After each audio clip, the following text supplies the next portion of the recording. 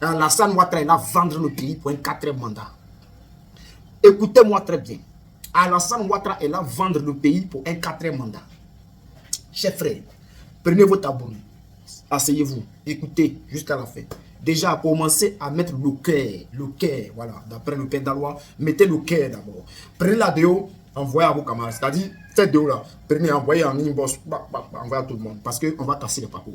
Ouattara est là vendre le pays là pour un quatrième mandat, c'est-à-dire, lui là, le monsieur là, il est tellement fini qu'il ne veut pas quitter le pouvoir. Il adore le pouvoir. Lui qui avait dit que Gbagbo, c'est Gbagbo qui aimait le pouvoir, que Gbagbo avait fait 10 ans, Gbagbo devait partir, mais lui, premier mandat, deuxième, troisième, il veut faire jusqu'à 4. Mais là, Ivoirien, on n'est pas Gawa. Jamais en Côte d'Ivoire, toi, tu as fait une quatrième mandat, nous, on te regarde.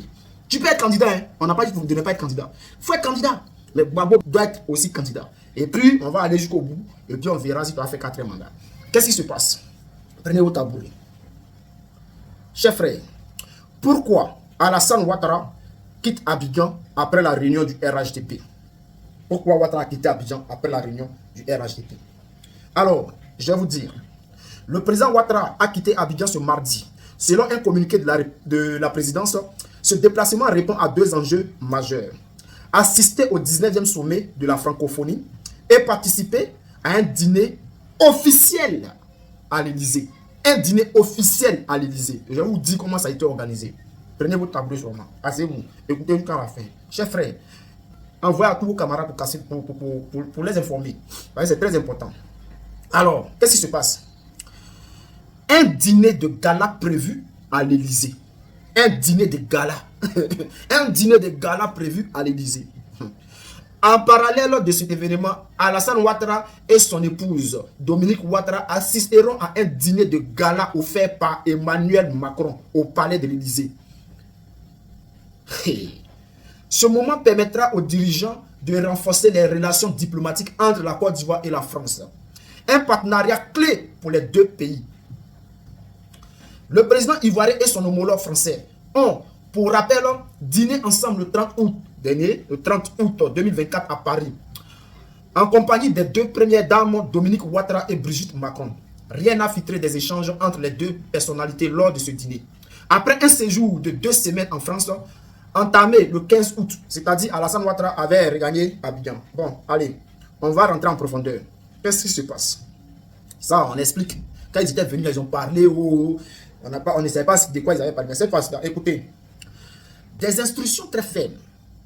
Ce tout voyage du chef de l'État en France intervient, notons-le, au lendemain d'une réunion au sommet avec les cadres de son parti. C'est-à-dire, Ouattara a eu une réunion avec les cadres de son parti. Cela a été annoncé par le gouvernement que Ouattara allait parler. On dit Ouattara allait parler. Le 30 septembre. Il allait croiser les cadres de son parti. Ce jour-là, Ouattara devrait annoncer sa candidature pour un autre mandat. Ouattara n'a pas annoncé sa candidature. Qu'est-ce qui s'est passé? Il s'est rendu en France et Emmanuel Macron lui offre un dîner gala. Un invité spécial. Alors, ici, on nous parle du rassemblement des oufouettistes pour la démocratie, on parle du RHDP. Mais, chers frères, ça, c'est pas un rassemblement des RDR. Vous avez peur de vos... C'est-à-dire, le passé, là, vous avez peur de votre passé. Tellement que le RDR, le nom RDR est lié directement à la rébellion. Vous chassez votre passé.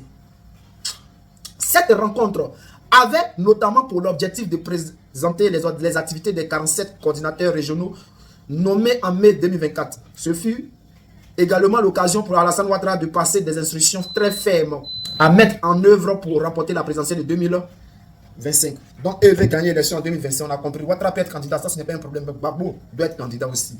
Voilà, il faut que Gbagbo soit candidat là comme ça. Si vous gagnez là, nous on va reconnaître qu'on a gagné, on a perdu. Hein. Voilà, si on gagne aussi là, on sait que vous n'allez pas reconnaître que vous avez perdu. Mais vous allez lire le... C'est là que vous allez comprendre que on ne sait pas tout un jour.